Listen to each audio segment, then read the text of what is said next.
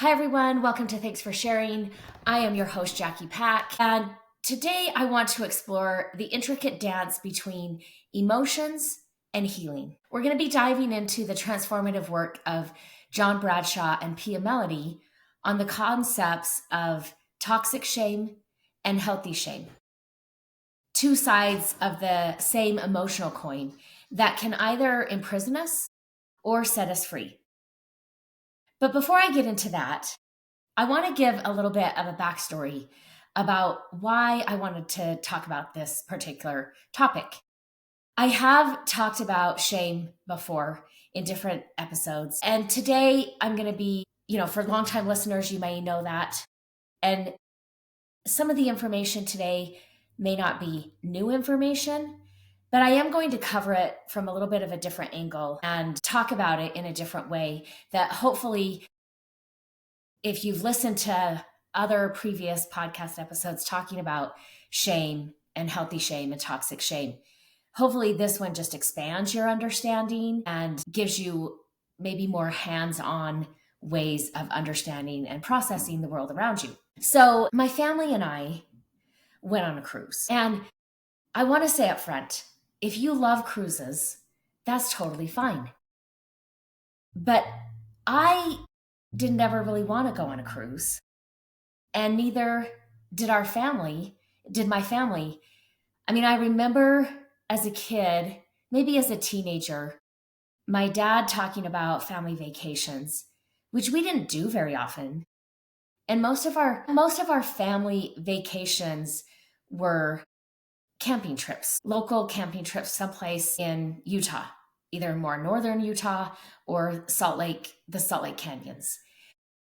And so I think, I've mentioned we went to Disneyland once when I was 15. That was the last family trip that I went on before I was 16 and set the boundary that I was not going on any more family vacations while my parents were married. And I stuck by that. They did go on a trip after that. My uncle he still does, he lives up in Kenmore, Washington, my mom's brother. And my younger siblings, I don't know if my elder sibling did or not, but they went on a trip up to see him and visit with him and then came down the coast back to Utah. So they took that trip. I didn't go on that trip. I think they also did a trip down when my older sister was married. Shortly after she got married, they moved to Arizona. And so I think they might have done one or two trips down to visit her, again, that I did not go on. So it's not like we were a vacation family the way that I think about it. And our family trips weren't necessarily fun. Often my dad didn't even come on them. Like our camping trips, most often he did not go. It was my mom and the 6 of us kids. So kind of weird that my dad would be talking about wanting to go on a cruise. But that seemed to be a big dream of his. I've always wanted to go on a cruise, which, like most things he would share about himself, was news to me. But I didn't want to go on a cruise. And I know I've talked to several of my siblings, and none of them really wanted to go on cruises. Some of them have and enjoyed them. So no judgment about whether or not you're a cruise person. But in this instance, I was right. And I am not a cruise kind of person. And I will say we were asked to go on this cruise at a funeral, which is the first problem. It was this past January. I did a podcast episode about it because I had several funerals and maybe a wedding, like in a short amount of time. And so it was my daughter's boyfriend's brother-in-law who unexpectedly passed away this past January. And he was 32 years old, seemed to have a cold, had been home from work for a few days, nothing super alarming, and he passed away, and the autopsy said he had pneumonia. So really unexpected and very tragic. And so we went to the funeral and afterwards walked up and we're talking to the boyfriend's mom and her boyfriend. He's been in the picture a long time. We just, for convenience sake, refer to him as the boyfriend's stepdad, although that's not on paper legal.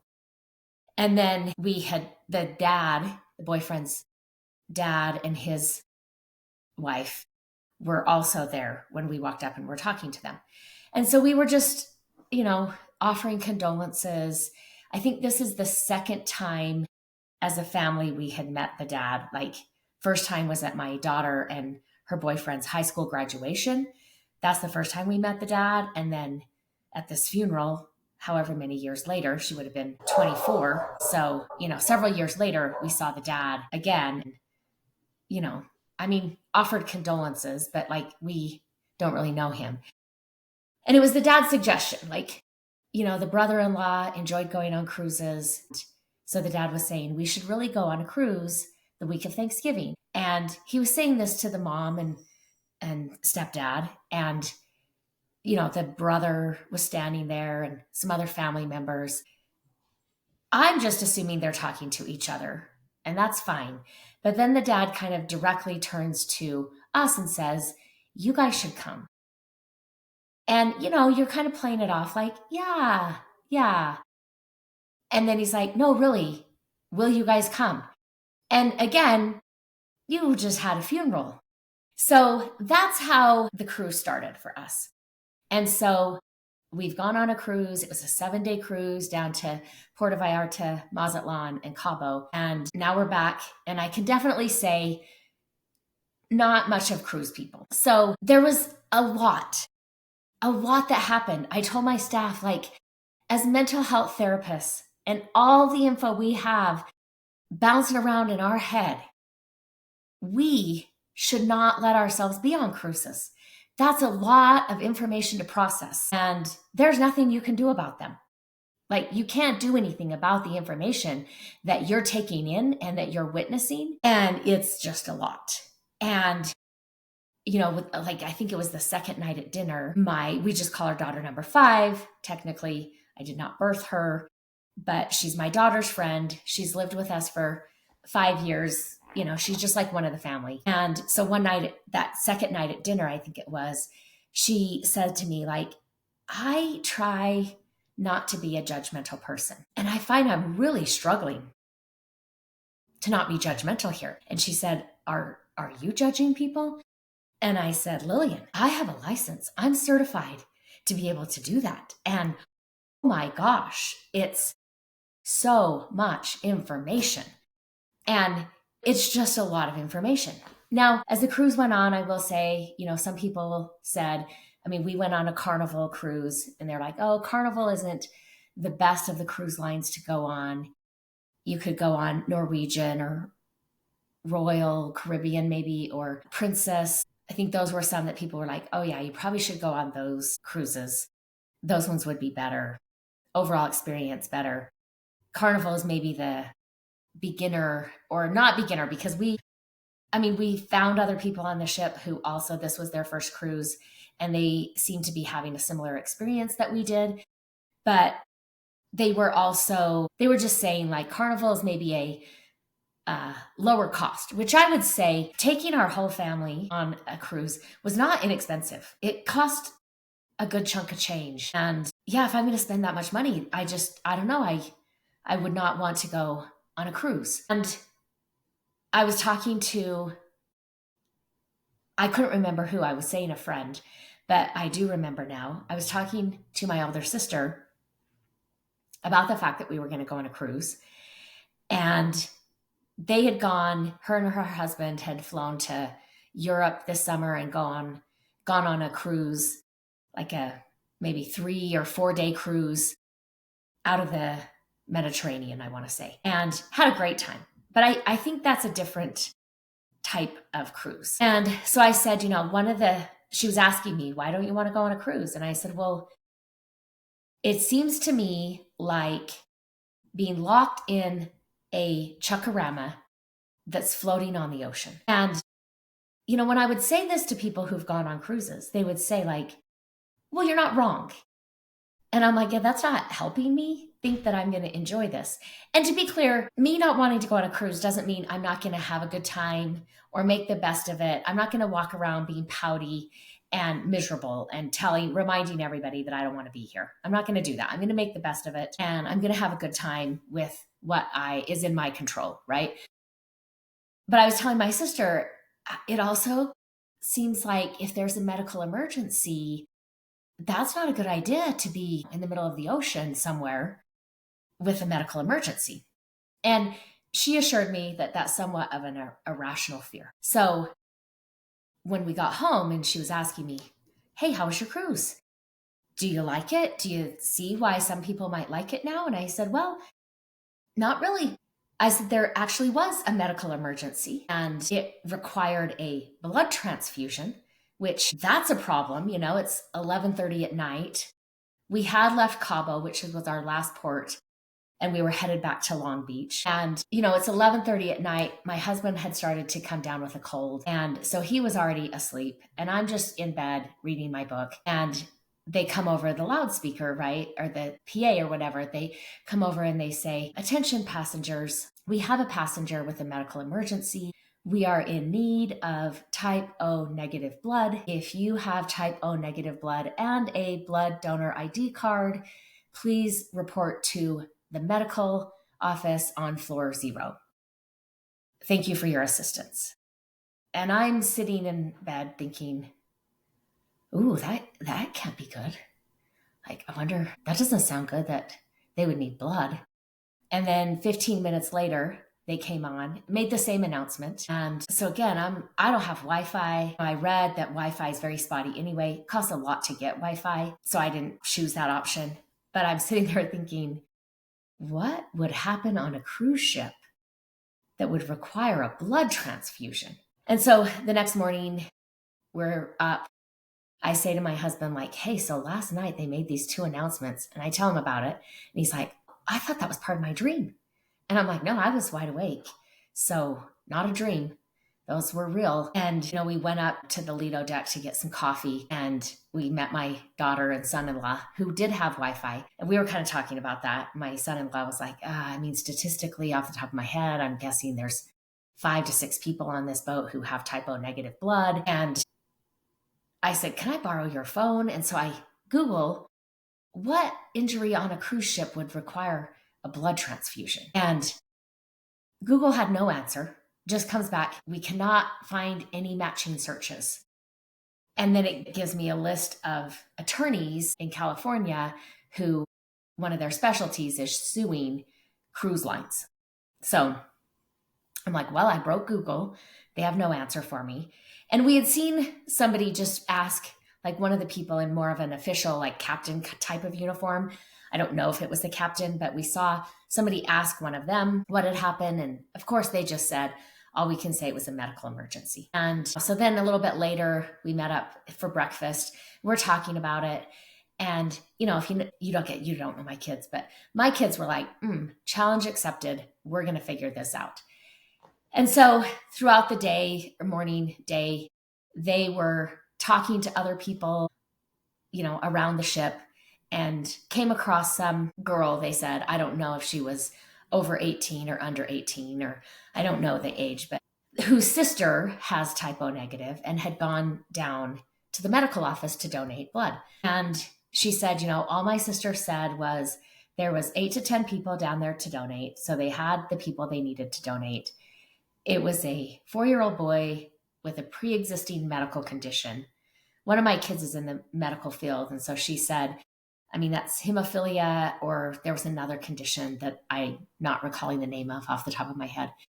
So she said it's probably one of those 2 that would require a blood transfusion. And, so maybe not like the injury itself that would require a blood transfusion, but the previous medical condition plus the injury or whatever. I don't know what happened. Nobody ever found that information out, is what required the blood transfusion. And the next day, they blocked off half of the ship, emptied the pool, took off all the deck chairs, anything, that could move. And word is spreading that they sent for a helicopter to come get these people off the boat. And my daughter's boyfriend's stepdad is a former Marine, and he flew helicopters and he's done some rescue missions, things like that. And so, nobody knew when this helicopter was going to show up on the ship, but, we could see like that back half of the ship was blocked off, not letting any passengers go back there in order to prepare for this. And so you'd hear people talking like, yeah, I think they're going to land the helicopter on the boat. And, the stepdad would say, they're not landing a helicopter on this boat. There's no way this helicopter. He's like, these things are big. They're not going to fit it on the boat. They're going to have to do, like, they're going to be dropping a basket to get the people on it and taking it up. And so that next afternoon, around 3:30 in the afternoon, helicopter shows up. My kids had just been there. Boyfriend's mom had been there. She went to go take a nap.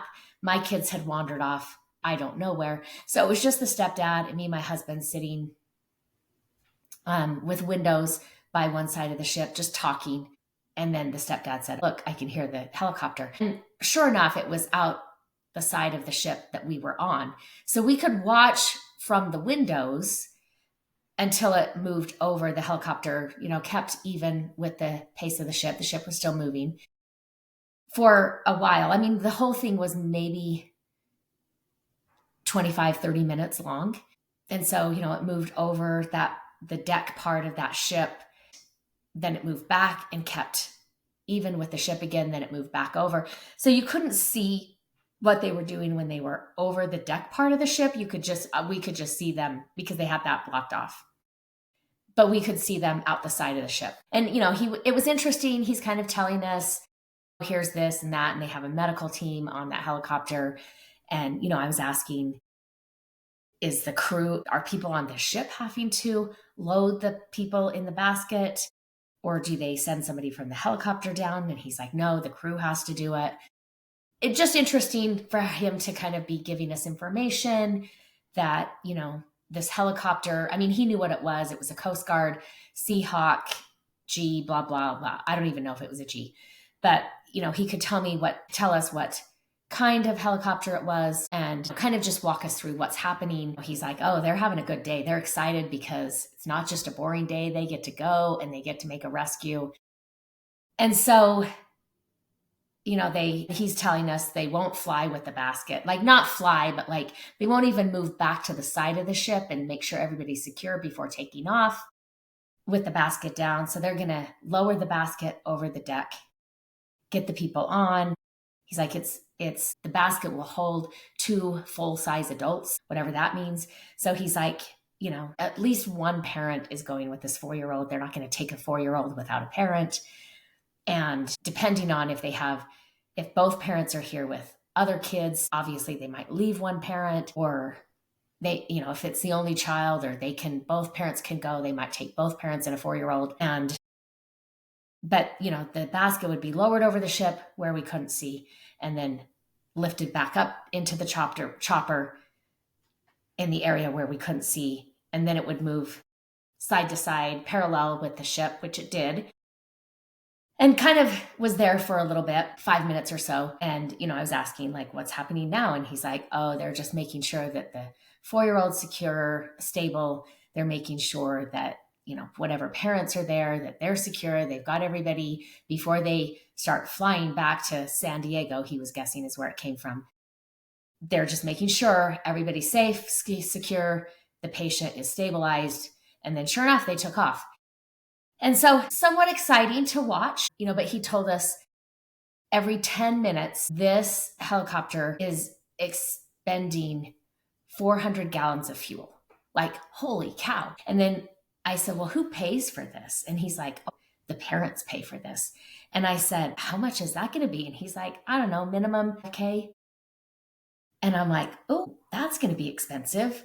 And he said, well, that's on top of whatever the ship charges for overnight blood transfusion, whatever they had to do down in the medical office. And he's like, unless you have travel insurance or like ship insurance, that's going to be expensive. Like, medical care in a ship is very expensive. And I'm like, I don't have insurance. Nobody told me I needed this cruise insurance or ship insurance or whatever he was saying. I'm like, I don't have that. And he's like, well, don't get hurt. So, that was kind of exciting, but also not so much an irrational fear. Because then I'm like, how often does this happen on cruise ships? I mean, obviously Google found no search for why somebody might need a blood transfusion, which now makes sense. But what type of injuries happen on a ship? How severe are they? I don't know. I didn't want to do that Google search. So there was that part of the ship that did confirm my quote unquote irrational fears. And then there's just a lot of people on the boat. And, my daughter, who had been on cruises, both with her boyfriend's dad and stepmom, as well as his mom and stepdad, she's been on a couple of cruises, maybe 3 total. She was saying, the worst days are getting on the boat. That's where you'll feel like, oh my gosh, there's a whole lot of people and we're kind of like being herded like cattle onto the ship. And then also debarking and getting off when the cruise is over, you'll also feel that way. But she's like, but after the first day, it's not going to the boat won't feel crowded. And you won't know, that there's a lot of people on this boat. And that was not the case. Again, she can't remember if she has been on a cruise. She thought she had been on this exact same cruise a couple of years ago, the week of Thanksgiving. But she's like, it could have been the week before, or it could have been the week after. She couldn't remember. But she's like, even her, when we got home, she was saying, yeah, my cruising experience hasn't really been like that. And so she's been on Carnival. She's been on that Carnival cruise. And she's like, it just seemed like it was a lot more people and a lot more activity and a lot more like just in a way where you're not really relaxing because there's noise, there's people, and nobody seems to have awareness of personal space. I'm like, why are you standing so close to me that you're touching me with your body? I'm not moving. I don't need you to stand that close to me right now. Just give me a minute and I will move. I'm also not the type of person that eats at buffets. Growing up, when we went to any family dinner with my grandma McAdams, probably from like 11 or 12 on. So because I'm the second oldest in my family, I do remember that sometimes my grandma and grandpa would make family meals, like Thanksgiving, Christmas meals. They would actually make them. But probably starting for me when I was around 11 to 13, somewhere in that age range. And then up until my parents got divorced and my grandma cut us off, any family meal with my grandparents on the McAdams side of my family was at Chuckarama. And so I feel like I had my fill of Chuckarama before I was 18 and didn't really need it. Didn't love it when it was happening. Sometimes my kids growing up would say, Mom, you've never taken us to like Chuckarama or Golden Corral or those buffet types of restaurants. I was going to do a Google search before I hit record to see if those things are nationwide chains but I'm sure wherever you are, you have chains that are buffet type. And so my kids would say, you've never taken us here. And I would tell them, you're welcome. Yeah, I'm a good parent. You're welcome. And so, that was just kind of a thing. They knew I don't do buffets. And there's just some things that had me thinking on this cruise ship, why I cook the way that I cook, why I fed my family the way that I feed my family. And we had some discussions around it as a family. I don't make casseroles. That's another thing I ate a lot. Like Monday through Friday, we had a casserole. And Sunday we would have kind of a big meal with like meat I usually would call it separate meat, like not ground beef or some type of meat that was mixed into the casserole. Some of the casseroles, I don't know that they had meat. They might have beans or something like that. I just don't cook casseroles for my kids. Or really for me. It's not really about my kids. I don't cook casseroles because I don't want to eat casseroles. And therefore my children have not grown up eating casseroles. And anyway, so there was a lot. And, there were discussions about growing up and just different ways that when you're on a cruise ship with people and you're observing behaviors, you're observing theirs, but you're also reflecting on yours. And, some of those are funny stories that we have in our family. Some of them are just like, they've never thought to ask the question of like, why do we eat the way we eat? Like, that's just the way I cooked. But then I could say like, oh, well, growing up, I did this and this. And so I don't do that. So it's a lot of information. And I think one night at dinner, I said, like, maybe we have gotten away. Also, we knew the captain made an announcement one day and said that there were 4,800 plus people on the ship. And that was a lot of people. And I did not need to know that number. I would have been better had I not had, it's not a specific number, but the ballpark number of over 4,800 people on the ship. And so I would talk about, in mental health, we have Brene Brown's work, and her work has been invaluable, but I'm starting to rethink it because she talks about how shame is bad and guilt is good. And to be clear, the way she talks about guilt is the way, if you have been in the field longer than, Brene Brown, and she may have been in the field, but like her research started coming on the scene. TED Talk was shortly after. I know in one of her first TED Talks, she talks about starting her research just before 9/11, enough that she could see, she wasn't publishing it, I don't think at that point, or maybe her first book had been out, which is I Thought It Was Just Me. That book might have been out. I'm forgetting the exact timeline there, so she, in her research, she could see a shift post 9/11 in the research than there was pre 9/11, which is a fascinating thing to think about. And, as a therapist, and I think I've mentioned this before, some of my clients consume Brene Brown's information. Maybe they don't digest it well, they don't integrate it well, but they will consume it in a way that says shame is bad and nobody should make me feel shame about myself. But they don't really get the part about but you should feel guilty about what you're doing. And that's true. They should feel guilty. And sometimes as a therapist, and even sometimes as a parent, I have had to say to my kids, this you should feel bad about. But I came into the field prior to that, and I came into the field through addiction. That was my first job, was substance addiction. And so I was exposed pretty early on to John Bradshaw and Pia Mellody and their work. And, their work started in the 70s, which was when I was, born, 1970. And I entered the field in 95. And so we were still using their books. I still use their books.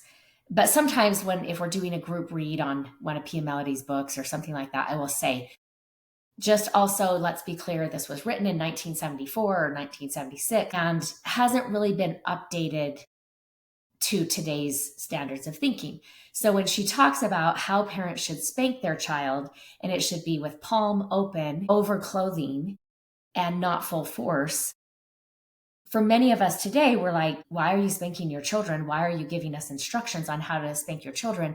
But if you think about this and you know that this was in the 70s, that gives the context around why and how controversial it was for her to be saying, this is how you spank a child. You don't beat a child. So that's kind of their stuff, their material, their books was more of what was on my radar. And then Brene Brown comes along. I think her work is great. I really like her work. But, I was just saying, maybe we've done some damage in the mental health field by not having individuals feel shame. Because there was a whole lot that people should have been feeling shame about and just did not seem to feel shame about. So let's start by understanding what shame is. So shame at its core is an emotion that reflects our sense of self. It is different from guilt, which is about what we do. And as John Bradshaw said, guilt says I made a mistake. Shame says I am a mistake.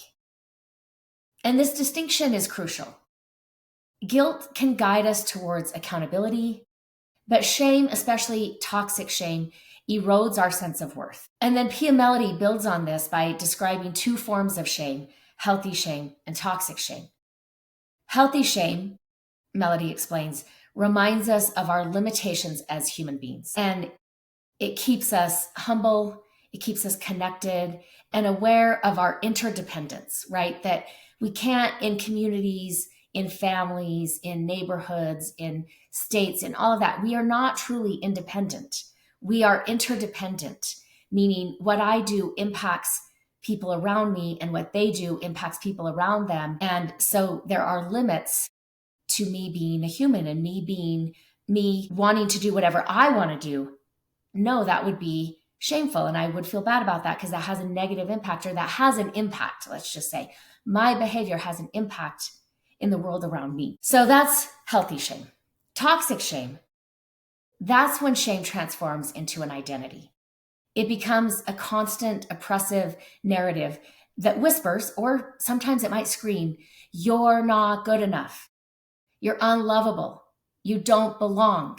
Something is inherently wrong with you." So how does toxic shame take root? Bradshaw traces it back to early childhood experiences. And he notes that toxic shame is experienced as the all-pervasive sense that one is flawed and defective as a human being. I think it's important to note that children are incredibly vulnerable to internalizing messages from their caregivers. So not just parents, it could be grandparents, it could be anybody connected on a direct level with that child, especially when these messages involve neglect, abuse, or unrealistic expectations. When a child is shamed for simply being human, and let's say being a 4-year-old human, making mistakes, expressing emotions, throwing a big temper tantrum because they're tired and they're hungry and they just want to go home, right? They're being human. They're being a very appropriate 4-year-old human being.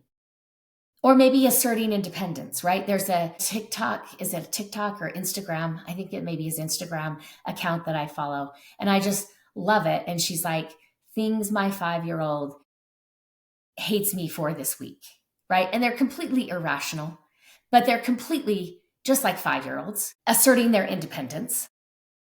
So when a child is shamed for being human, shame becomes more a core belief rather than a momentary feeling. And Pia Melody expands on this by explaining how toxic shame becomes embedded through carried feelings.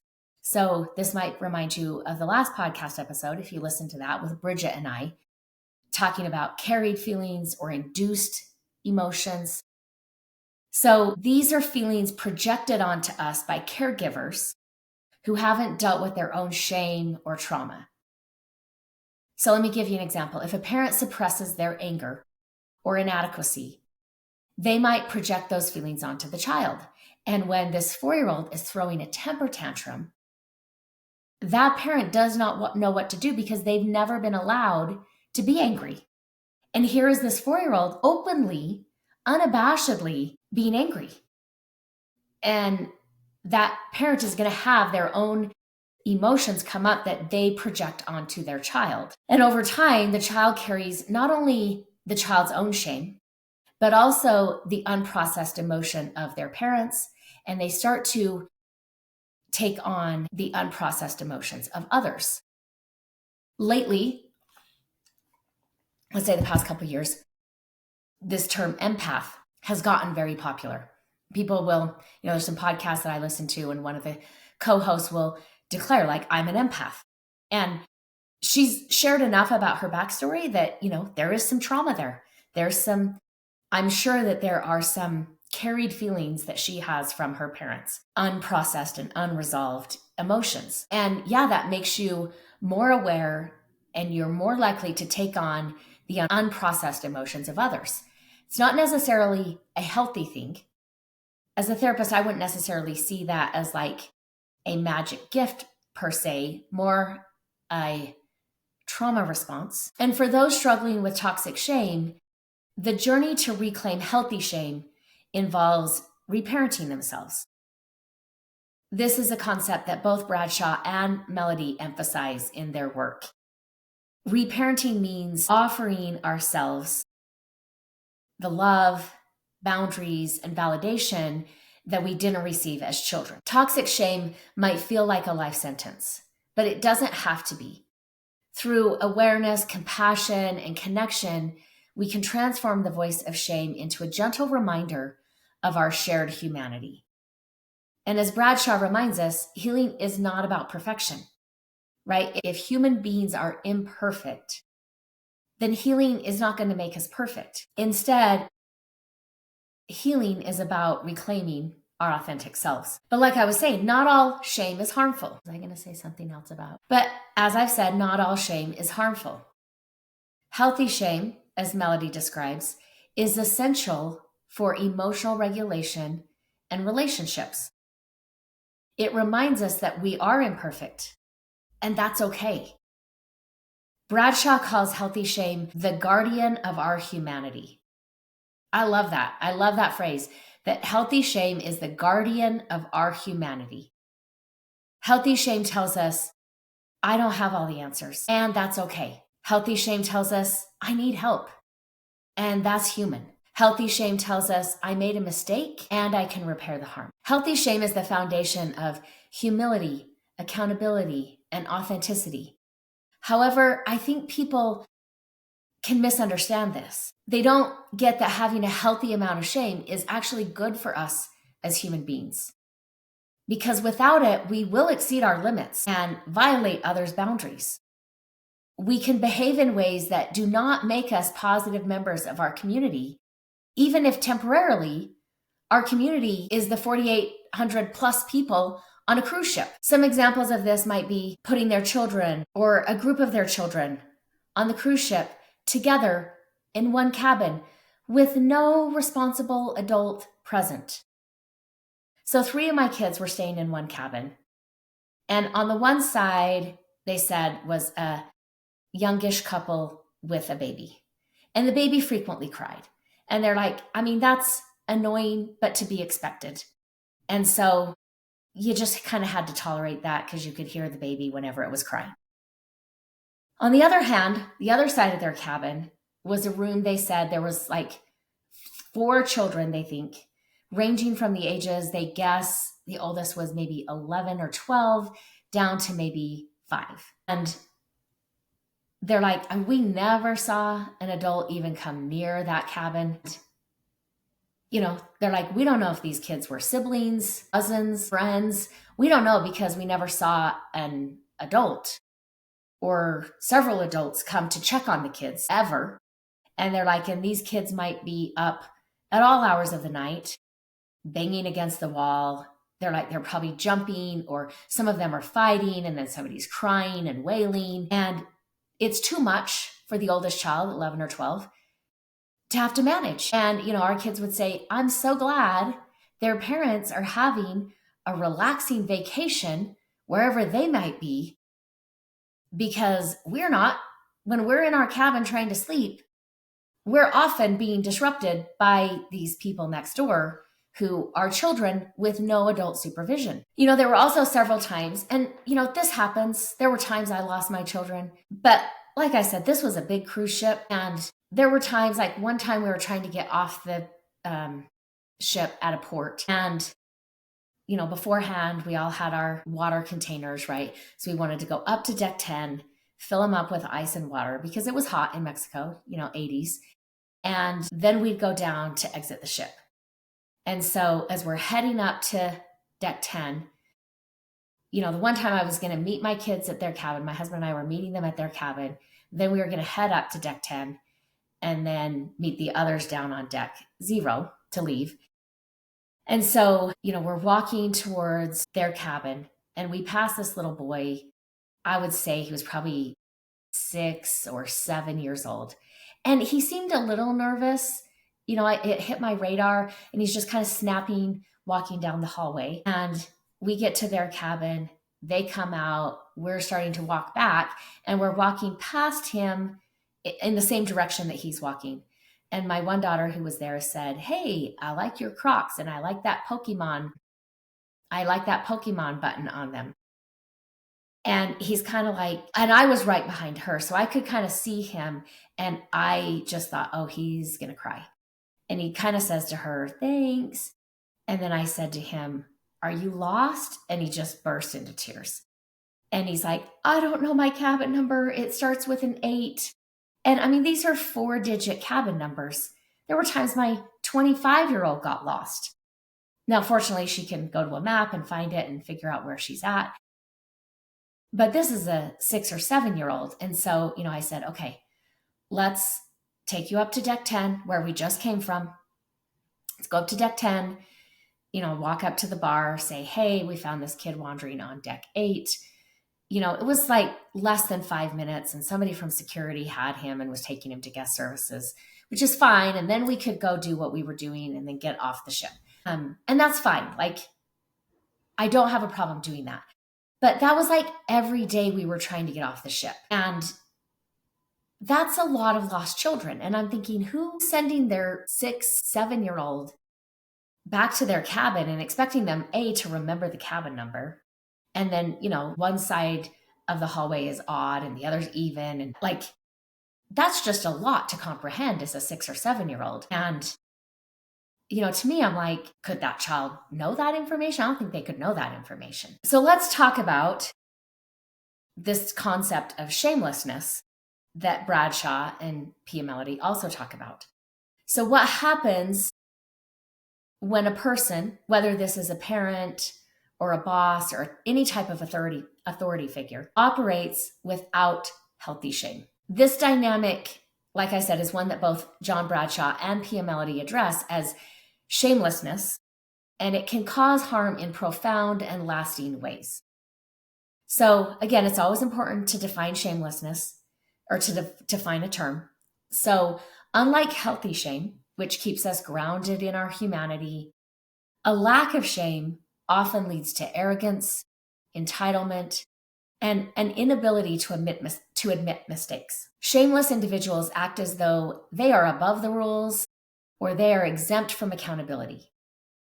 They might project an air of confidence, but in reality, this behavior is often rooted in deep insecurity and unacknowledged toxic shame. Bradshaw explains, shamelessness is the mask that toxic shame wears to protect itself. So you might be wondering, how does a person become shameless? Of course, it's a complex dynamic, but a person becomes shameless as a defense mechanism against toxic shame. And both John Bradshaw and Pia Mellody emphasize that shamelessness is not an absence of shame, but rather a reaction to overwhelming, unprocessed shame that a person cannot face. So let's explore the factors that contribute to someone becoming shameless. Shamelessness often begins in childhood when a person is inundated with toxic shame. Bradshaw explains this by saying, toxic shame is so painful that it becomes intolerable to feel.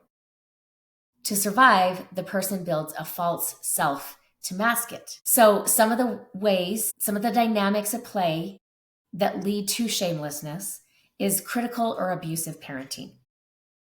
If a child grows up in an environment where they are constantly criticized, whether they're humiliated or punished for being imperfect, they are going to develop deep shame. To avoid feeling the pain of this shame, the child might begin rejecting shame altogether, numbing themselves to its presence. Another factor might be neglect or emotional absence. A child who lacks nurturing caregivers may develop the belief that they're on their own and they have to fend for themselves. This fosters a defensive sense of superiority or self-reliance.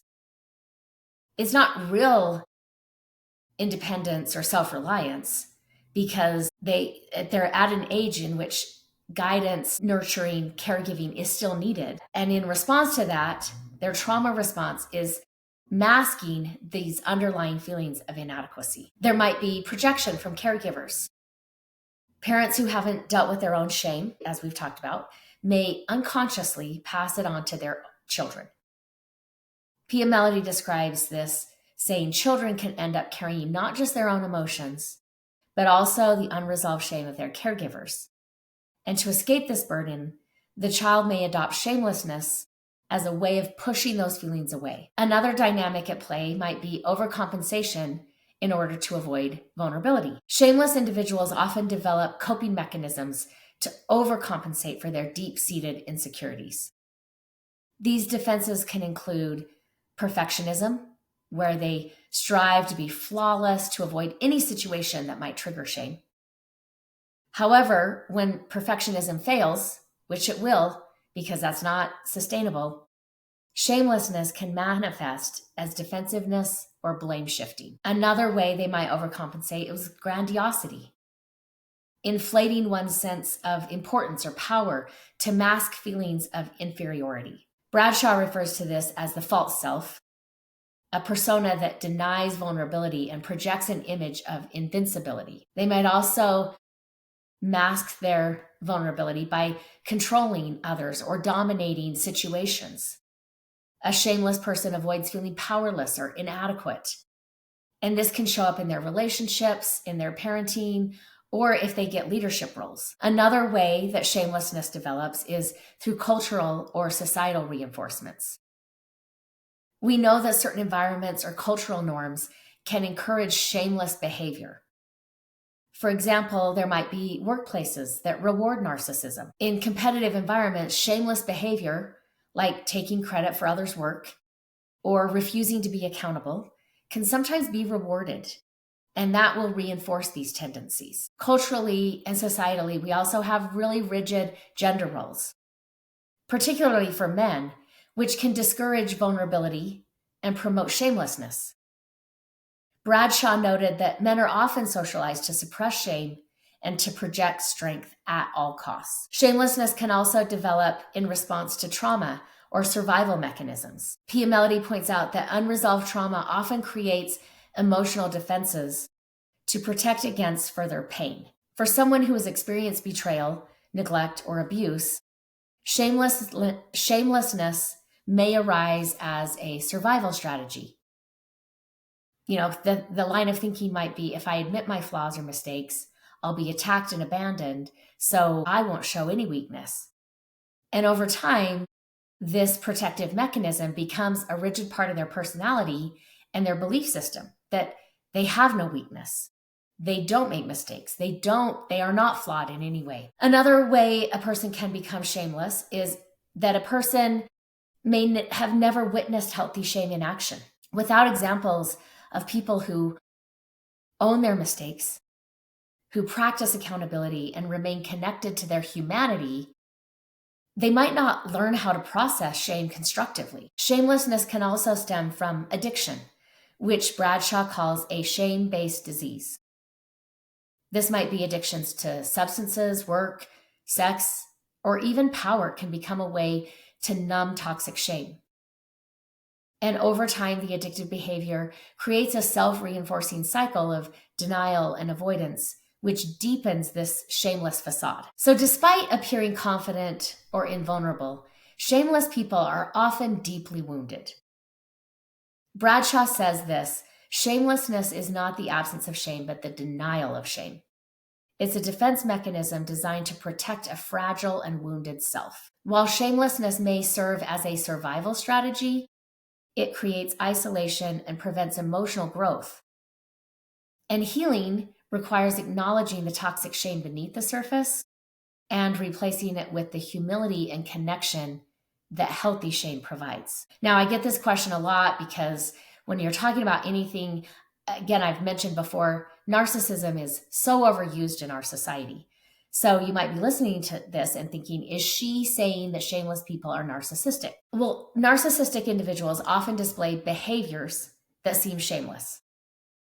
But it's more accurate to say that they use shamelessness as a defense mechanism.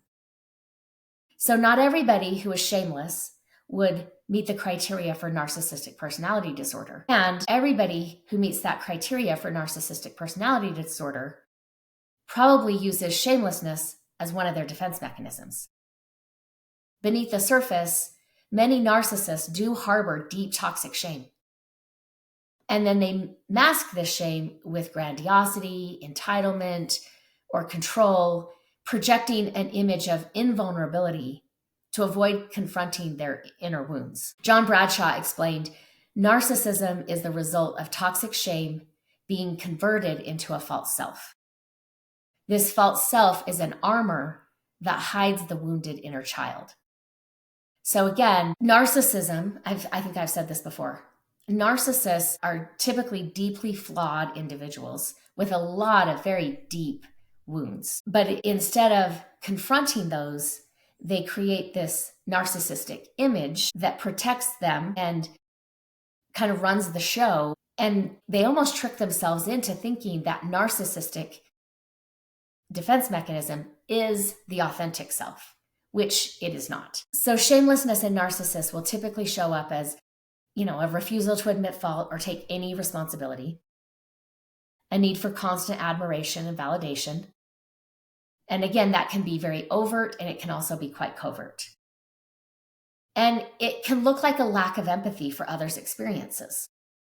Because again, they're not even having empathy for their own experiences. This shameless behavior of narcissists will serve to protect their fragile sense of self from further injury, but ultimately it isolates them from genuine connection and growth. Let's talk for a minute about entitlement. So entitlement, like narcissism, is often rooted in unacknowledged shame or insecurity.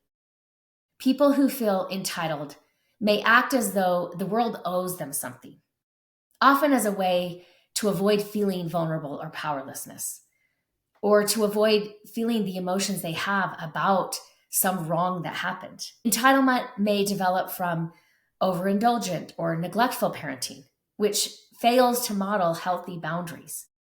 I've worked with individuals where I would describe that the family system was quite narcissistic. So, for example, we are the Joneses and we are better than other families because of, and they have their list of reasons. So, as an individual or as a child belonging to that family system, there's entitlement and there's a grandiose way of viewing them as part of the family system. But one-on-one, they're not actually getting needs met. They're not actually allowed to develop as a person. And so in that way, there's not much there, but there's this narcissistic image of the whole family that gets in the way of trying to work with them individually sometimes. Entitlement might also develop from a deep fear of not being enough, which is what they're going to feel when there's no active involvement in the development of this child into a functional adult. And so instead, they have this deep fear of maybe I'm not enough, which is why I didn't get the attention that I needed, that I didn't get the guidance in becoming a person. But they will mask that by demands for special treatment. And I saw this. There were times that I'm like, my gosh. So on the ship, there was a Guy Fieri, a Guy's Burger place. And it was on a deck, the food deck. And you could walk up. I think they had 5 options that you could choose from. And they were like making those things as fast as they could. And I think the burger joint was open till like midnight or 2 a.m. or 1 a.m., something like that. So it opened, let's say it opened at 11 and then it was open till 2 a.m., 2:30, something like that. And almost always there was a line. That and the pizza place always had a line. And so we're standing in line and, this guy orders, let's say he orders a number 4. And it says on the menu, that's posted right there before you get up to order. And it says it includes this sauce, it includes lettuce, it includes onions. And then over to the side, they have additional onions if you want more. They have additional pickles, tomatoes, ketchup, mustard, whatever, right? And so this guy gets up and he orders a number 4. And they make it as they would a number 4 because he did not say to make it in any other way. And so they make the number 4 and they put it up on a plate to him. And he says, well, I didn't want all that stuff on it. I'm sorry, you didn't say any of that. Because sometimes I might say, I want the number 1, just a cheeseburger, no onions. And they would not put onions on it. Pretty simple, right? So they finish, they hand him his burger, and he's like, I don't want any of that on it. I just want a plain bun with a cheeseburger, which was not one of the 5 items listed. But they're like, okay, give us a minute because, they're toasting the buns. They have maybe 4 guys who are doing the prep work, 4 guys who are doing the finish work, and then handing them out, taking the order and handing them out. So they're busy. And, so they're like, okay, wait a minute because we don't have a plain bun ready right now. So just hold on. So he's put off because he has to wait for his plain bun. Somebody else goes, somebody else goes, somebody else goes. They get the plain bun. They hand it to him. On the plate, new burger, cheeseburger, plain bun, no toppings. And he says, well, I wanted mayo. Why didn't you put mayo on it? And we're just like, are you kidding me? you didn't say you wanted mayo. You were very clear about a plain bun, which it's fine if you wanted mayo, but you have to say that. That's that masking these demands for special treatment, because deep down, there's this fear that I'm not enough. And so I behave this way in this shameless behavior, holding up the line in order to make my entitlement and my importance known to everybody in that line at that time, which his importance is not what I was thinking. I was seeing like, oh, wow, this person is very entitled. I understand the backstory, but oh my gosh, this is annoying. Let me talk a little bit more about addiction. Addiction is closely tied to toxic shame. When we talk about addiction being a maladaptive behavior or a maladaptive way of coping, what are we coping with? Often in that mix, we find toxic shame. And I will say, usually some pretty severe or extreme levels of toxic shame. John Bradshaw referred to addiction as the number one shame-based disorder and describes it as an attempt to numb or escape overwhelming feelings of inadequacy. Addicted individuals often appear shameless because their behavior is driven by the need to avoid facing painful truths. So for both entitled and addicted individuals, shamelessness is less about confidence and more about the fear of being exposed. Because again, in that belief is that belief that I'm not enough, or the belief that something is inherently wrong with me. And they're afraid of that being exposed, even to themselves. And so the entitlement and the addiction will mask and maladaptively cope with those toxic shame beliefs. And their behaviors are just simply strategies for avoiding that level of vulnerability, which in their mind is facing the truth. Now, when I'm working with them, I always am saying, that's not the truth. When we get to the core of the authentic self, it is never shameful. It is never not good enough. We're never confronted with this authentic self and we're like, that's despicable. That's not the authentic self. So how do we help someone who exhibits shameless behavior? Because it will require patience, it requires boundaries, and it requires an understanding of the deep pain that drives their actions. And in that way, you have to have some empathy or emotional understanding for how this developed. Now, again, let me preface and say, I can't do that on a cruise ship. I didn't even say anything to the guy in the burger line. I'm just like, oh my gosh, you're the asshole, dude. You're the asshole. But, if this was my client, I have a lot of empathy because emotionally, I understand what went into the development of this behavior. And because this person is in my office, they're wanting to understand themselves. And I don't know if the guy in the burger line even gives 2 cents for understanding why he is the way he is. So if you have a shameless individual in your life and they are open, or you feel like you can have an influence, a positive influence, how do we do that? One of the things that's important to understand when we talk about a staircase of accountability, which in addiction, we're always talking about accountability, but 2 things factor into accountability, and that is trust and boundaries. The more trust a person has, the less need for boundaries. Now, there's always a need for boundaries, right? But because of trust, the boundaries don't have to be so strong and rigid because I trust that you're going to treat me like a deserving human being. I trust that you're not going to heap more toxic shame on me. I trust that you're going to try to understand when I'm sharing why I did this shameful thing. And if I don't have trust, I'm going to have a lot of boundaries. I'm not going to talk to somebody about why I do what I do. I'm not going to own those things. So creating a safe space for vulnerability is crucial if you've got somebody who is shameless, or if you want to raise kids who will not be shameless, or generally speaking, are not shameless individuals. Shameless individuals are deeply afraid of being judged or rejected. So I think I talked about this in the last podcast episode, my 2020 COVID Thanksgiving, that just exploded. And my one daughter who exploded it coming and saying she felt bad. And I wasn't judging her. I certainly wasn't rejecting her, but I'm not going to rescue her from those feelings. Those are hers. I want her to feel bad. I want her to feel like she ruined Thanksgiving. And I'm also going to give her an out. Like, hey, you can repair this. Like, I'm not sure exactly what happened. At that particular time in her life, through most of high school, she was an angsty, somewhat angry person. And I didn't really understand why.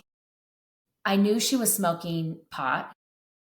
And sometimes that'll make people irritable. And maybe, I don't know what exactly was happening for her, but she was hard to approach. And so again, I wasn't judging her or unfairly judging her, let's say. I was saying yeah, your behavior was not appropriate. And then on this cruise ship, that happened again. Again, none of us necessarily thought a cruise, what a great time. We've always wanted to go on a cruise. But she was going to have the best cruise of her life because it might be the only one, right? And in some ways, she was acting a little bit shameless. Her older sister had broken up with a boyfriend of 2.5 years, 2 days before we left on the cruise. And, she didn't ever really care for the boyfriend. And that doesn't mean that you don't hold empathy and space for your sister. I had to keep reminding her of that. Your sister, yeah, she can have fun on the cruise. She could let go. But there were also times that she was hurting. And, this daughter could not be bothered by that. And, one time, I think it was breakfast time or it might have been dinner. I didn't hear it happen. We were sitting at a table. We were mostly done with the meal. And I don't remember why we were waiting on something, but we were waiting on something. But it's not like we were waiting to finish eating. And so one of my daughters was stacking the dishes, which, we had been there enough times, meals, to know that they stack dishes. And so she was just kind of stacking them beforehand. And so then we were getting up to leave. Whatever we were waiting for happened. And I was kind of sitting in the place at this round table where I would be the one to lead the exit from the restaurant. So I got up and started leaving. And then later on, again, I don't remember if this was a breakfast or a dinner, my husband just said to me, hey, this daughter told this daughter who was stacking dishes, she needs to chill the fuck out. And I said, what? And he's like, yeah, he's like, I'm pretty sure I heard her say it. And I was like, why would she say that? I didn't even know that this particular daughter, I wasn't really aware that she was stacking dishes. I probably saw it, but it wasn't hitting me like she was doing anything wrong or inappropriate or whatever, right? And he's like, I'm not okay. We're paying money to go on vacation, and I'm not okay with them damaging relationships with each other, with the time that we are spending to go on vacation. And I said, yeah, I think you should say something. And so it might have been later that day if it was breakfast, or the next day if it was dinner. And we had been all together, and then it happened that it was just me and my husband and this particular daughter. And so he said to her, hey, I heard what you said to your sister, and I'm not okay with what you said. And she got mad and was like, my gosh, did she come to you? Was she offended? Did she come and tattle to you because she's offended? And he said, we haven't even talked to her. She didn't say anything to us. And she's just like, oh my gosh, she da-da-da, whatever she's saying. And he's like, this isn't about your sister. I haven't had a conversation with your sister about her feelings about what you said to her. I'm talking to you about what you said. And he said, I'm not okay with us spending this much money to go on vacation. This is a decision we made as a family. In lieu of gifts at Christmas time, we're going to do a bigger family vacation around this time of year. And I'm not okay spending this money and then having you damage your relationship with them. And she was just like, I can't believe she's offended. And so, I just kind of interjected and I said, it's not that your sister's offended. We don't even know. Maybe she is, maybe she isn't. We haven't talked to her. But your dad was offended. And she's like, would you be offended if I said that to anybody else? And he said, yeah, actually I would. I don't want you talking to anybody like that. I don't think there's any situation in which you need to say that. And she was just like, oh my gosh, and just walked away. And we were like, well, that went well. And there was a list, we were compiling a list of things we need to talk to some of our kids about when they get home because of the way that they were acting. We weren't going to make a big deal on the ship or on vacation. But when we get home, we wanted to have some one-on-one conversations and say, hey, what's going on? And so that particular daughter was sharing a room with daughter number 1 and daughter number 5. And so I think it was like the next night, we'd done dinner. I want to say we'd even been to the piano bar, which was like the fun place. Like people would tell me, well, entertainment's fun on a cruise ship. Comedians weren't great. The show's not great. Piano bar was fun. I think we'd been there and I think we had left because it was getting really crowded. And so my oldest daughter, I think my husband was going somewhere else with people also on the ship that he knew that were kind of part connected to this family. And he was going with daughter number 3, whose boyfriend and family we were on vacation with. So he was going there. And then it was just me and daughter number 1 and daughter number 5. And my oldest daughter, who had just broken up with a boyfriend, said, I need to process some things. And I said, okay, let's go somewhere. And so the 3 of us went back to the restaurant. We just got some appetizers and desserts. It had been like an hour and a half, 2 hours since we'd eaten dinner. So, and the restaurant was slow. And we just kind of sat in a corner and we're talking about the breakup and all of the emotions that goes into, I think she knows that what she did was the right thing to do, but felt guilt, was second guessing, was questioning herself. And, I was just listening and offering my perspective and support and validation for her. And, daughter number 5, I think those 2 had been talking about it throughout the ship because they shared a room together and spent a lot of time together. And she was just more listening, added every once in a while some things she had shared or that she had said in support or validation of this daughter. And then daughter number 1 was crying, right? And the wait staff was really helpful and kept coming over. Can we get you anything else? They kept refilling our water glasses. Obviously, it's clear that she's crying. And, they were just like, you're fine, but can we get you anything? And, we're just like, we're fine. Thank you so much. So she kind of had passed through the emotions that were coming up for her.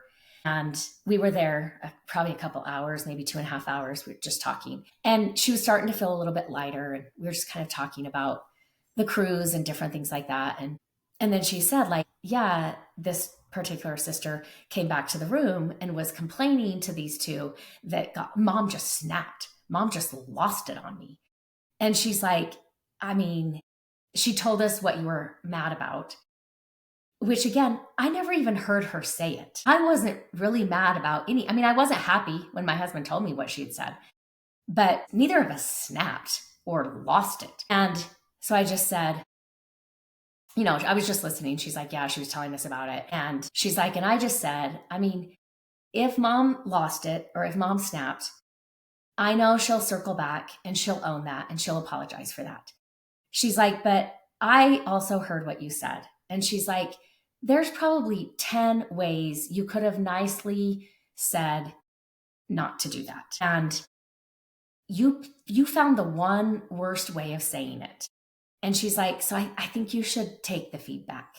I'm forgetting part of that. So before she walked away from me and my husband, she said, well, she's making me anxious. And so again, I did step in. I didn't lose it, but I said, okay, but we've talked about this before. That's not how anxiety works. Something your sister is doing, like stacking dishes, is not really what's making you anxious.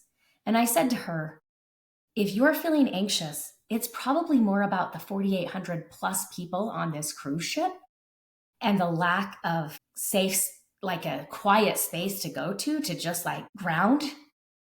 But I said, if you're feeling anxious, that's about you. Those are your internal feelings. And you could have said like, hey, I'm feeling anxious. I just need to walk away for a minute. I'm going to go back to the room and have 5 minutes by myself. Or I need to go get my earbuds and listen to some calming music because this is overwhelming to me. You could have said all of those things. And that's when, she just, again, made it about her sister. Because I said, your anxiety, like what you did instead is you're feeling anxious and you looked up and said, "Who is making me anxious?" You are. It's your fault. And then you reacted. And that's not how anxiety works. And because you're feeling anxious, that's not a pass to lash out at your sister or anybody else. And then, she was like, "Whatever," and walked away. And so, daughter number one had just said, like, "Look, if mom handled it inappropriately, if mom snapped or lost it, she'll circle back and she'll acknowledge that the way she handled it was not appropriate." She's like, "But, I would encourage you to take the feedback. Like, that is legitimate feedback. You should take the feedback." So again, just creating, I think then she got mad and was like, "Oh, you guys can't support me either," and walked out of the room. But that we have to navigate that, like, not just people who are shameless, but most human beings have some fear of being judged or rejected. And so we need safe space for vulnerability to happen. We need to use language like, "Hey, it is okay to feel this way," or "We all make mistakes. I'm not judging you for mistakes that you made." We might be able to share our own struggles in appropriate ways to show that admitting fault is human and it's healthy and it doesn't mean we're a bad person. Then I think we can gently, appropriately challenge defensive behaviors. So while empathy is key, enabling shameless behaviors does not help. Just letting it go, letting it blow over, doesn't help.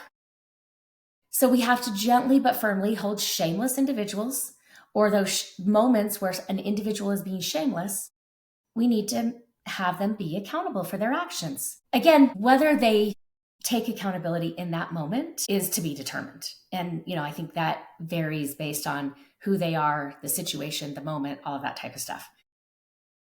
But for a narcissistic person, instead of saying, "You're being selfish," we might say, "Hey, I notice that when I talk about things that you've done, you often focus you shift the focus to your strengths and successes.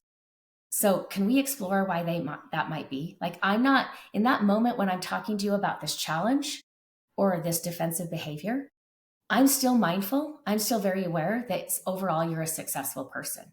But can we talk about why we can never talk about this?" That would be some gentle, appropriate behavior, like conversation skills. Or for entitlement, we might set boundaries like, "I'm happy to help, but I can't meet every demand. So if we could work together to figure out a fair compromise, I'm all in." We can say things like that, where in our language and our tone, I'm being agreeable, I'm being reasonable, I'm also setting boundaries. Bradshaw and Melody emphasize healthy shame is essential for humility and growth. Helping a shameless person reconnect with healthy shame involves encouraging accountability. So that means supporting them and acknowledging mistakes without shaming them. And also teaching emotional regulation. Help them recognize that feeling shame doesn't mean that they're a bad person or that they are unworthy of love. It's just simply a sign to pause and reflect. And since shamelessness masks toxic shame, addressing the root causes is crucial. Encouraging them to work with a therapist who's skilled in trauma and shame recovery can help uncover and heal that wounded inner child.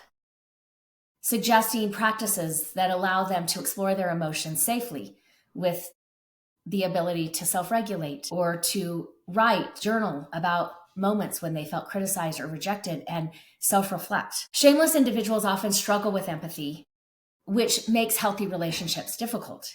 And again, I think it's clear here to say, like, this particular daughter is 21. Legally, she's an adult and has been for 3 years. But emotionally, maturity, like, they are a very young adult. And I would not say her behavior is narcissistic. She has a big heart and a lot of empathy. And she can also act in shameless ways, which, whether you find yourself narcissistic or not, a lot of us can do that. Sometimes we can be so shame-filled that we have moments of shamelessness. Now, I wouldn't say that's true about my daughter, that she's shame-filled, but there are times that she is more self-absorbed and When we are self-absorbed, it is hard for us to be aware of the other people around us. Having said that, I also work with individuals who are so shame-filled that they can't even hear their own voice. They are so constantly focused on the other, right? What these other people would think, what these others, even if they are by themselves making a decision, the voices of others are so loud in their head that it's hard for them to even hear their own voice. But when we're focusing on building empathy, we have to encourage perspective taking, asking questions like, how do you think your actions impacted this person? We also have to model empathy. We have to demonstrate kindness and understanding in our interactions, showing them what empathy looks like in practice. So when we're talking to them about this, we also get to have empathy for them while asking for accountability. For those in close relationships with shameless individuals, protecting your own well-being is critical. So be clear about what behaviors you will and won't tolerate. Hold them accountable in a respectful but firm manner. And seek support for yourself if the relationship feels emotionally draining. Let's talk about, though, how shamelessness affects others. When a parent or a boss is shameless, their inability to take responsibility for their actions can create a ripple effect of dysfunction. A shameless person often refuses to acknowledge their own flaws or mistakes, and instead they project that blame onto others. Often those, if they're, a leader, it would be those under their care, like a parent, or a leadership under their leadership, like an authority figure or a boss. So for example, a parent might blame their child for their own feelings of inadequacy, saying things like, you're the reason I'm so stressed, or you make me so stressed. Similarly, a boss might blame employees for failures caused by the boss's own poor decisions. Shameless authority figures rarely tolerate criticism. Their inability to admit wrongdoing makes them defensive and punitive. In families, this can lead to children walking on eggshells, afraid to upset a parent who cannot handle vulnerability. In the workplace, this creates a toxic culture where employees fear speaking up or making mistakes, which stifles innovation and trust. Shameless individuals often breed toxic shame in those they influence.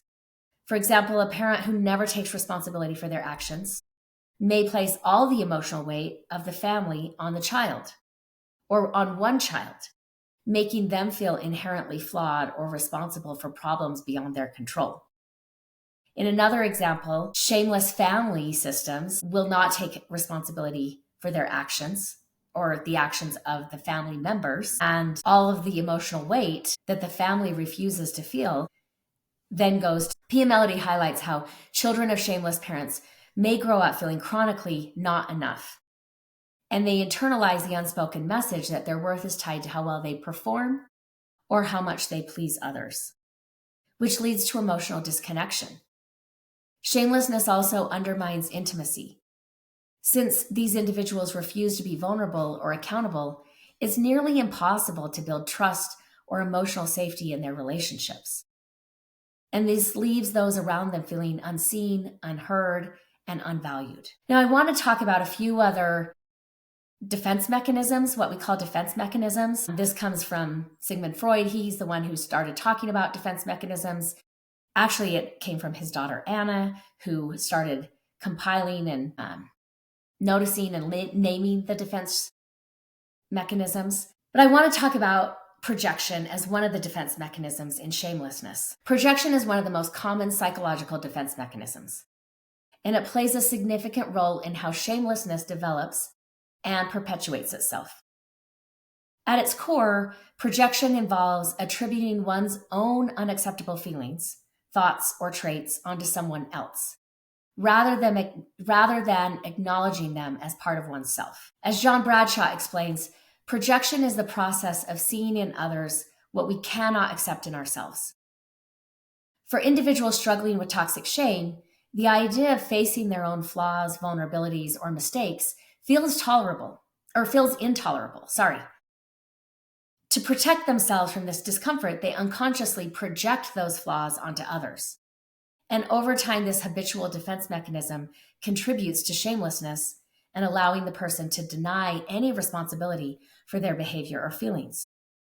So, two things are important in this process. When I was talking about building accountability and and having accountability be a safe thing to take. So, as a therapist, I'm also working with clients on being accountable for what is theirs. And this goes back to when I was talking about trust and boundaries, that concept when it comes to accountability.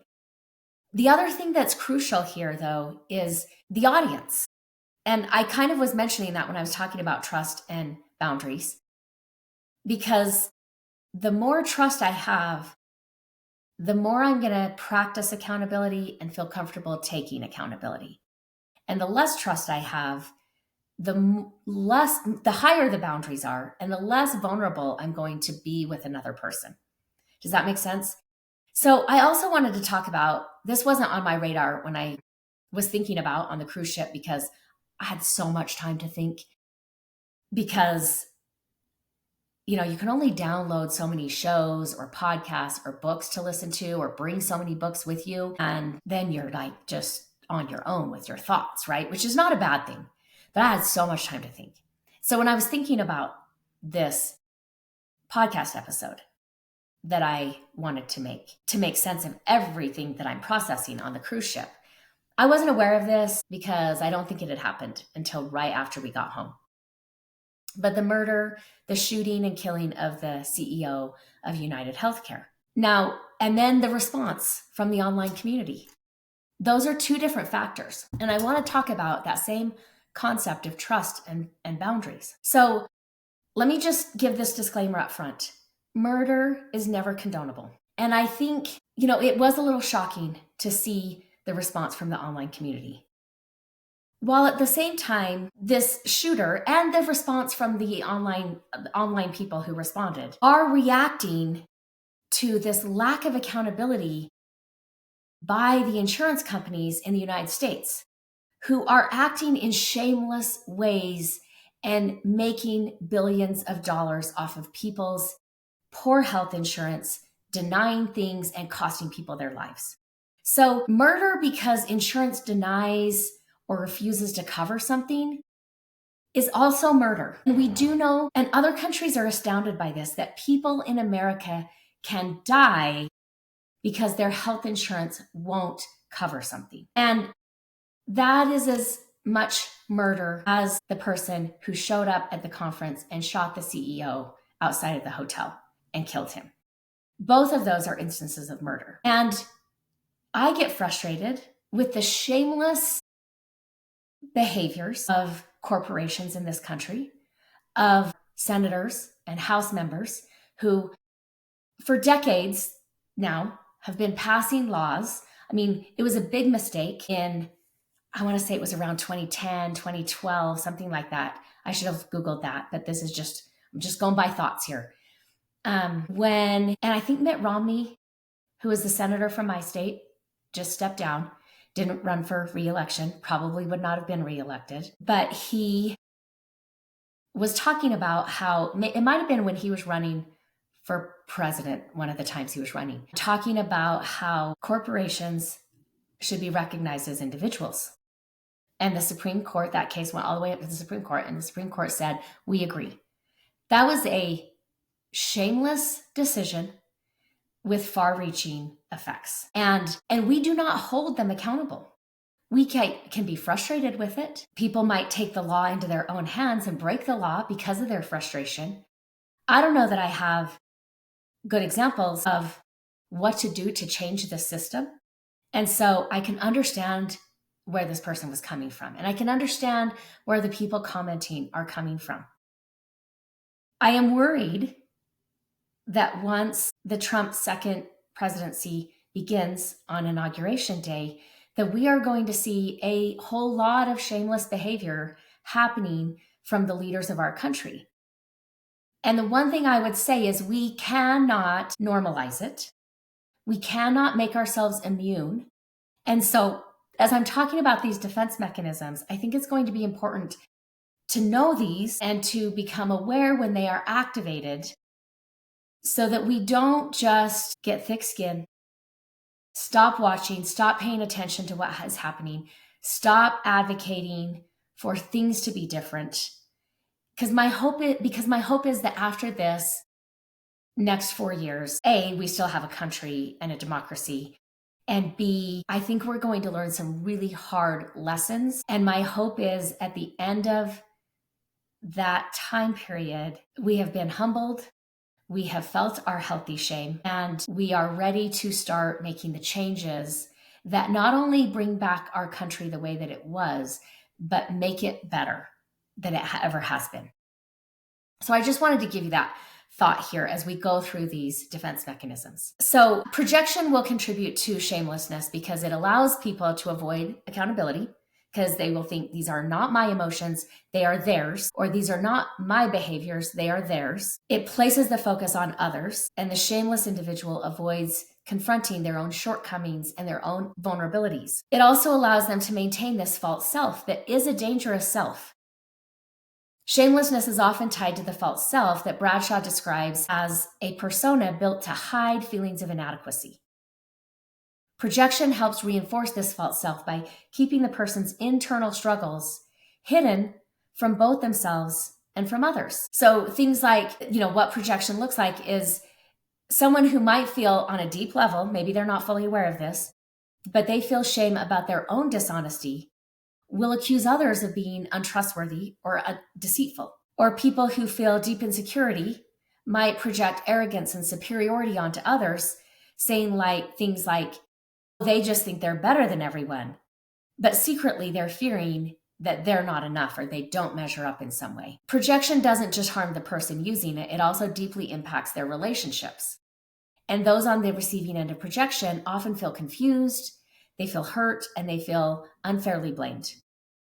And over time, this is going to erode trust and emotional intimacy. Projection allows the shameless person to avoid their own accountability while creating conflict and dysfunction in their relationships, and then not recognizing that they're the problem. Ultimately, healing from shamelessness and projection requires individuals to confront their own toxic shame. And this can be a really painful process because it involves looking into this emotional mirror and accepting their humanity, flaws, and limitations. However, as Bradshaw reminds us, it is only when we own our disowned parts that we can become whole. Deflection is another defense mechanism that plays a key role in shamelessness. So similar to projection, deflection helps shameless individuals avoid facing uncomfortable truths about themselves. However, deflection specifically involves redirecting attention away from the person's flaws, mistakes, or behaviors by changing the subject, blaming others, or creating distractions. Pia Mellody highlights in her work, deflection is a way of avoiding vulnerability and maintaining emotional distance.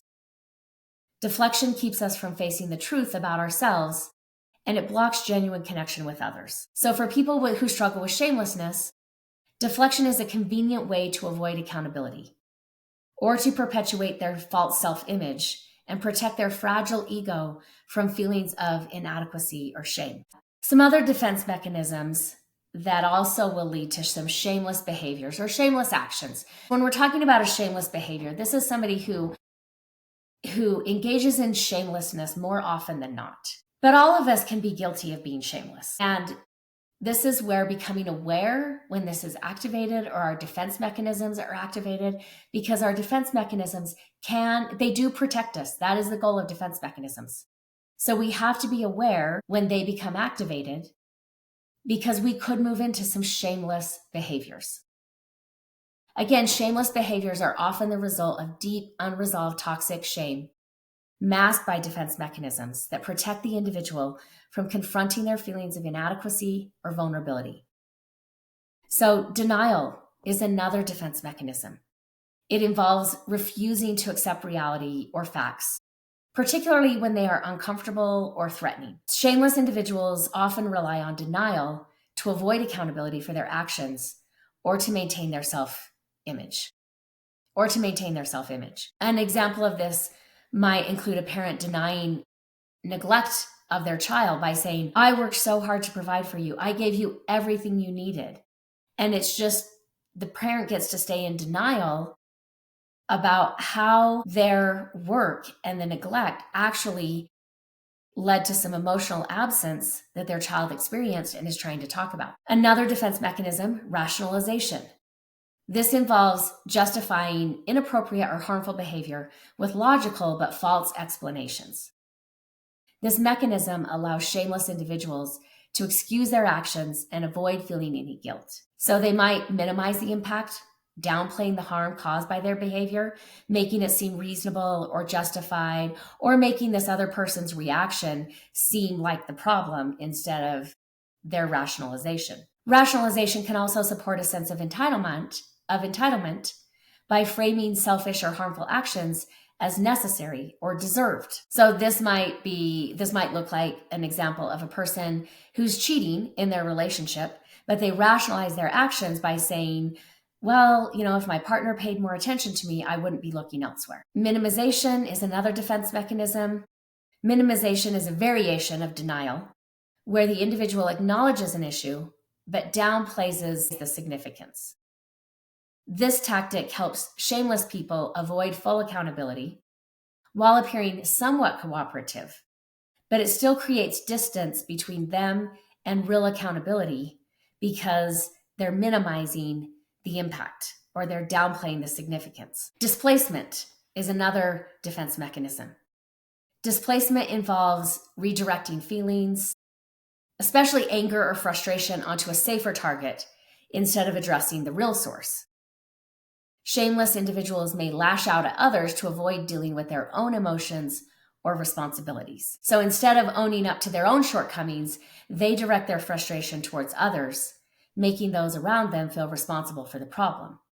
So when I was in my bachelor's program, I got a bachelor's in social work. And one of the examples they would give of displacement is dad's had a hard day at work. Dad comes home, yells at mom yells at the kid yells at the dog, right? These emotions being displaced from one person to the next, and the dog can't really do much about it. Splitting is a defense mechanism where individuals view people or situations as entirely good or bad, with no middle ground. So this is very black and white thinking, which often leads to shamelessness because it removes the nuance and the complexity that's required for accountability. So somebody who is, if we are receiving accountability and we think this person is all good, that's going to be hard for them to be accountable with us because we only see them as good.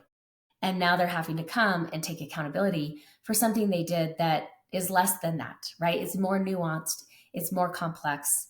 It might even be bad. And that still doesn't make them a bad person. Reaction formation is another defense mechanism. And this occurs when someone acts in the opposite way of how they truly feel to suppress their unacceptable emotions. So shameless individuals may display exaggerated confidence or arrogance in masking feelings of insecurity or shame. Another way you might recognize reaction formation is overcompensating. So they're projecting confidence and superiority. They're avoiding acknowledging their own vulnerability or imperfections, and they're overcompensating for what? Well, for this lack of confidence, for actual feelings of insecurity or shame. Dissociation is also a defense mechanism that involves mentally disconnecting from uncomfortable emotions or experiences.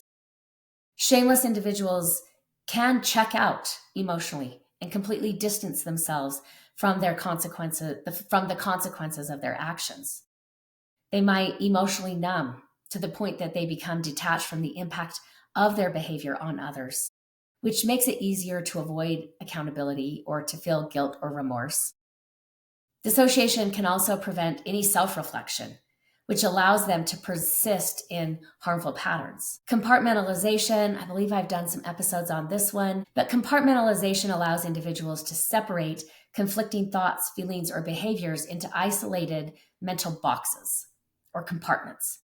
And this can lead to shamelessness by allowing an individual to engage in behaviors that contradict their stated values without feeling the internal conflict. When we address these defense mechanisms, when we develop an awareness of them in ourselves, what that looks like, and how we start to recognize when they become active, individuals can begin to dismantle this false self and reconnect with healthy shame which paves the way for greater accountability, empathy, and authenticity.